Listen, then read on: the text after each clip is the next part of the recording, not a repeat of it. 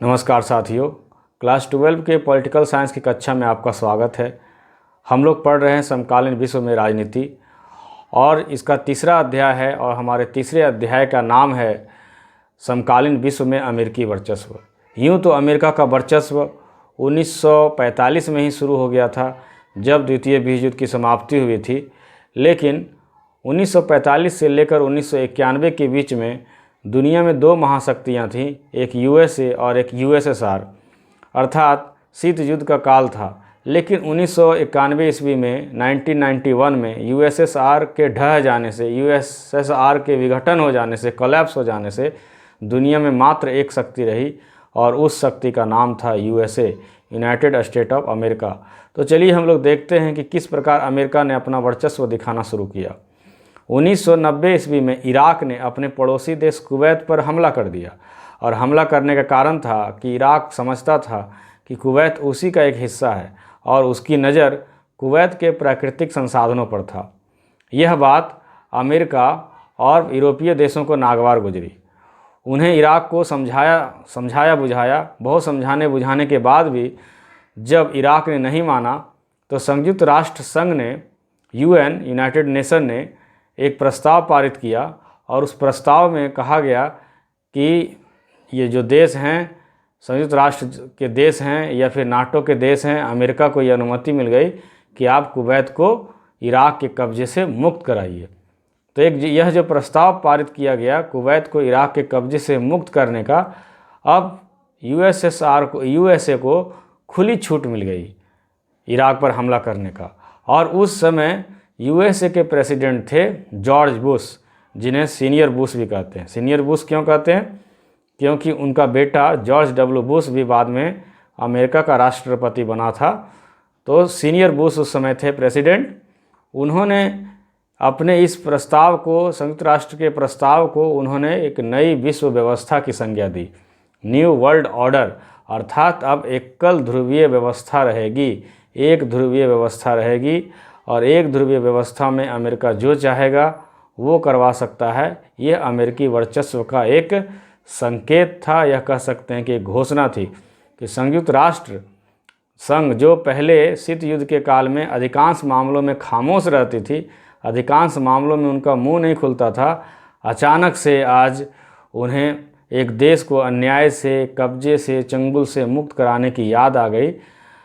तो इसे ही नई विश्व व्यवस्था कहा जॉर्ज बुश ने, और नई विश्व व्यवस्था का अर्थात था कि अमेरिका वर्चस्व की घोषणा।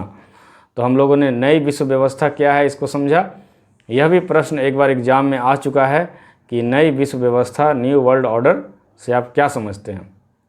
चलिए हम लोग चलते हैं कि अब जब संयुक्त राष्ट्र ने घोषणा कर दिया, ये दे दिया मंजूरी कि आप लोग इनको मुक्त कराइए, तो किस प्रकार वहाँ पर युद्ध छिड़ा, क्या कैसी परिस्थितियाँ बनी, इसके बारे में हम लोग चर्चा करते हैं। अब अमेरिका अपने नाटो के देशों के साथ, अपने सहयोगियों के साथ, 34 देशों की सेना के साथ, जिसमें 6,60,000 सैनिक थे, एक बार इराक पर हमला कर दिया। इराक को इसका अंदेशा नहीं था। इराक को लग रहा था कि हमारे देश की लड़ाई है, हम इसमें जीत जाएंगे। उस समय इराक के राष्ट्रपति सद्दाम हुसैन थे। यह भी प्रश्न पूछा जा चुका है एक बार बोर्ड में, 12th बोर्ड में, कि इराक ने कुवैत पर हमला क्यों किया और उस समय इराक के राष्ट्रपति कौन थे। तो इराक ने कुवैत पर हमला वहाँ के प्राकृतिक संसाधनों को अपने कब्जे में लेने के लिए किया, क्योंकि वह कुवैत को अपना ही अंग मानता था और उस समय इराक के राष्ट्रपति सद्दाम हुसैन थे। तो सद्दाम हुसैन अमेरिकी हमले से या नाटो के हमले से घबराए नहीं, बल्कि उन्होंने बताया कि अमेरिका को पता चल जाएगा। उन्होंने 100 जंगों की एक जंग इसे कहा, मगर ऐसा नहीं हुआ। बहुत जल्दी ही इराक की स्थिति कमज़ोर हो गई और इराक की सेना भागने लगी। तो इराक की सेना, भागती हुई सेना पर अमेरिकी विमानों ने हमला किया और इसमें बहुत सारे इराकी सैनिक जो कि ट्रैफिक जाम में फंसे हुए थे, एक सड़क था कुवैत से बसरा के बीच में, उस सड़क पर इन सेनाओं ने हमला किया, जबकि भागती हुई सेना पर हमला नहीं किया जाता है। तो इस सड़क का नाम दिया गया इतिहास में, राजनीतिक इतिहास में, हाईवे ऑफ डेथ, मृत्यु का राजपथ। तो इस हमले में न केवल इराकी सेना मारी गई, बल्कि कुवैत के युद्धबंदी भी मारे गए और फ़िलिस्तीन के शरणार्थी भी मारे गए। पर्यवेक्षकों ने बाद में इसे युद्ध अपराध माना और जेनेवा समझौता का उल्लंघन माना। तो इस प्रकार जब यूएसए को खुली छूट मिल गई, जब उनको सहमति मिल गई संयुक्त राष्ट्र की, तो उन्होंने किस प्रकार अपने मित्र राष्ट्रों का, अपने सहयोगी राष्ट्रों का, नाटो के 34 देशों के सेनाओं के साथ इराक पर हमला किया और फिर कुवैत को उस कब्जे से मुक्त कराया।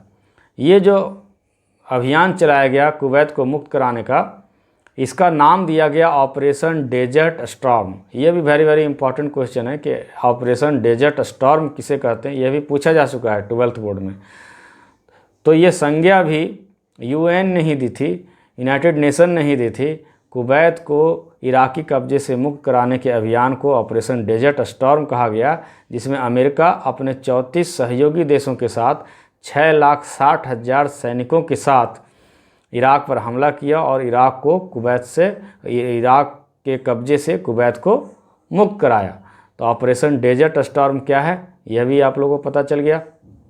इस युद्ध को प्रथम खाड़ी युद्ध कहा गया। अब प्रथम खाड़ी युद्ध कहा गया, इसका अर्थ है कि द्वितीय खाड़ी युद्ध भी हुआ होगा। तो हम लोग द्वितीय खाड़ी युद्ध के बारे में हम लोग बात नहीं कर रहे हैं, हम लोग बात कर रहे हैं कि प्रथम खाड़ी युद्ध क्या है। तो प्रथम खाड़ी युद्ध यही है कि जब इराक ने कुवैत पर हमला किया, कुवैत को कब्जा करने की दृष्टि से, तो यूनाइटेड नेशन ने प्रस्ताव पारित किया कि इसको मुक्त कराइए। इसका नाम ऑपरेशन डेजर्ट स्टॉर्म कहा।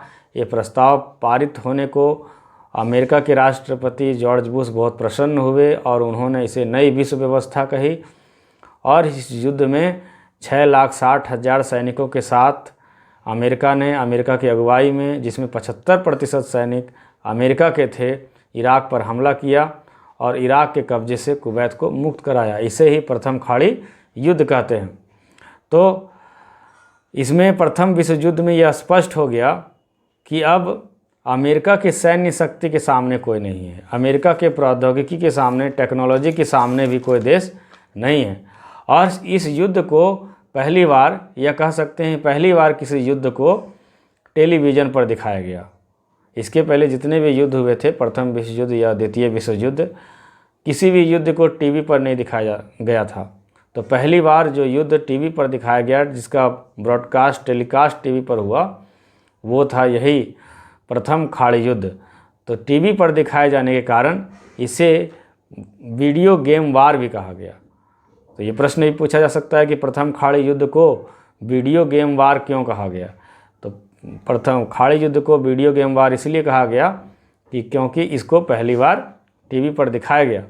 तो इधर जिस तरह से बम बरसाए जा रहे थे, सेनाओं को मारा जा रहा था, इराक को तहस नहस किया जा रहा था, दुनिया के लोग इसको टीवी पर अपनी आँखों से देख रहे थे। इस युद्ध में अमेरिका का बहुत पैसा खर्चा हुआ, लेकिन जितना खर्च हुआ उससे भी ज़्यादा उन्हें सऊदी अरब, जापान और जर्मनी आदि देशों से सहयोग के रूप में मिला। और सबसे बड़ी बात कि इस युद्ध में उन्होंने बहुत सारे हथियारों का और बहुत सारे बमों का, जिन्हें स्मार्ट बम कहा जाता है, स्मार्ट बम का प्रयोग किया। और ये इन बमों का प्रयोग उन्होंने विज्ञापन के रूप में किया, एडवर्टीजमेंट के रूप में किया, दुनिया को दिखाने के लिए किया कि देखिए हमारे पास कैसे कैसे बम हैं। अगर आपको भी दिक्कत है अपने पड़ोसी देशों से, या आपको भी कोई युद्ध लड़ना है, तो हमारे इन बमों को, हमारे इन हथियारों को, हमारे इन जेट विमानों को खरीदिए। तो ये युद्ध कम और अपने अस्त्र शस्त्र का प्रचार ज़्यादा था, अपने सुपरमेसी का अनाउंसमेंट था, अपने वर्चस्वता का की घोषणा थी ये। तो प्रथम खाड़ी युद्ध भी समझ गए। अब हम लोग को समझना है कि प्रथम खाड़ी युद्ध 1990 में ख़त्म हुआ, 91 में, और 92 में फिर चुनाव होता है अमेरिका में। तो इस चुनाव में क्या होता है, इसके बारे में चलिए हम लोग चर्चा करते हैं। 1992 ईस्वी में अमेरिका में चुनाव हुआ, और अमेरिका में जानते हैं कि दो प्रमुख पार्टियां हैं, रिपब्लिकन पार्टी और डेमोक्रेटिक पार्टी। तो जॉर्ज बुश रिपब्लिकन पार्टी के थे और उन्हें बड़ी उम्मीद थी कि उन्होंने जो बहादुरी दिखाई है, वीरता और पराक्रम दिखाया है इराक के युद्ध में, प्रथम खाड़ी युद्ध में, इनका पुरस्कार उन्हें मिलेगा और वो जनता, अमेरिका की जनता उन्हें विजय बनाएगी। लेकिन हुआ उल्टा। 1992 के युद्ध में वो डेमोक्रेटिक उम्मीदवार बिल क्लिंटन से हार गए। बिल क्लिंटन साहब ने चुनाव में घरेलू मुद्दों को अपना मुद्दा बनाया, घरेलू मामलों को अपना मुद्दा बनाया, और उन्होंने ये बताने की कोशिश की कि इस युद्ध में अमेरिका को क्या नुकसान हुआ, और घरेलू मामले को मुद्दा बना करके बिल क्लिंटन साहब जीत गए। और एक ही बार नहीं जीते बल्कि वो 2 टर्म रिपीट किए, 1992 के चुनाव में भी और 1996 के भी चुनाव में भी वो जीते। अर्थात 1992 से लेकर 2000 ईस्वी तक, जैसा कि अमेरिका में 4-4 साल का टर्म होता है सभी जानते हैं, 8 साल तक अमेरिका के प्रेसिडेंट रहे। और अपने चुनावी घोषणा के अनुसार ही उन्होंने अपना मामला, अपने ध्यान को घरेलू मामले में ही केंद्रित रखा। उन्होंने लोकतंत्र की स्थापना, पर्यावरण, विश्व में लोकतंत्र जैसे मुद्दे को ही प्राथमिकता दी।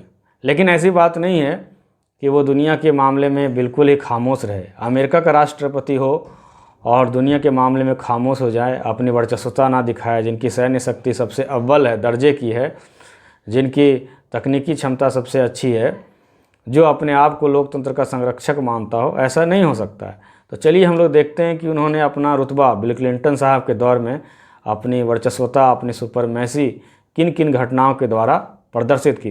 तो पहली घटना है 1999 ईस्वी में जुगोस्लाविया की।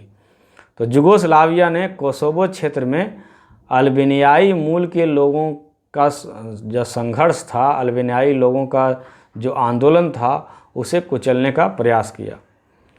तो इसके जवाब में नाटो की सेना ने युगोस्लाविया पर हमला किया और इस हमले से जो है वहाँ की सरकार भी गिर गई और कोसोवो पर नाटो का कब्जा हो गया। एक घटना।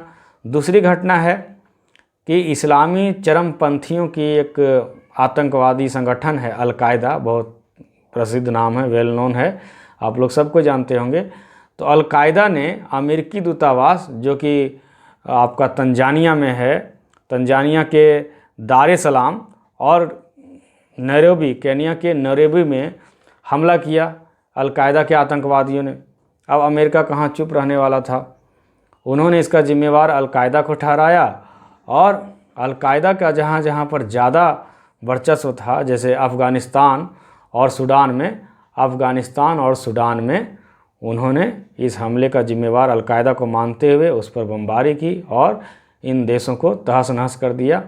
बाद में हम लोग सबको जानते हैं कि अल-कायदा प्रमुख जो थे लादेन जी कहना सही नहीं होगा, ओसामा बिन लादेन, आदतवश वो निकल गया। तो ओसामा बिन लादेन को भी उन्होंने ढूंढ निकाला और ओसामा बिन लादेन को भी उन्होंने मारा। हालांकि अभी अल-कायदा की समाप्ति नहीं हुई है, इनकी उपस्थिति बीच बीच में कुछ आतंकवादी घटनाओं से हम लोगों को पता चलते रहता है। तो ये जो घटना थी अल-कायदा को साफ़ करने का, अल-कायदा को मिटाने का, उनको नेस्तनाबूद करने का जो ये प्रयास था बिल क्लिंटन का, इस ऑपरेशन को कहा गया ऑपरेशन इनफाइनाइट रीच। तो यह भी एक प्रश्न बनता है कि अल-कायदा को समाप्त करने के लिए जो घोषणा बनाया गया, अल-कायदा पर कंट्रोल लगाने के लिए, लगाम लगाने के लिए, उस ऑपरेशन को क्या कहा गया? तो ऑपरेशन इनफाइनाइट रीच। यह ऑपरेशन इनफाइनाइट रीच से आप क्या समझते हैं? तो हम लोगों ने 2 ऑपरेशन के बारे में पढ़ा, ऑपरेशन डेजर्ट स्टॉर्म जो कि इराक पर हमले का जिक्र किया जिसमें, और दूसरा operation infinite reach. Operation desert storm Bush साहब के समय हुआ था और operation infinite reach Bill Clinton के समय में हुआ था। ये दोनों में फ़र्क करना बहुत ज़रूरी है, दोनों को मिला देना ठीक नहीं रहेगा। फिर अब हम लोग देखेंगे आगे के चर्चा में, आगे के वीडियो में, कि अमेरिका का जो ये वर्चस्व है, अमेरिका की जो इतनी शक्ति है, उसका आधार क्या है, किस कारण से अमेरिका इतना शक्तिशाली हुआ है, किस कारण से दुनिया उनकी दादागिरी को या फिर उनकी सुपरमेसी को मानती है।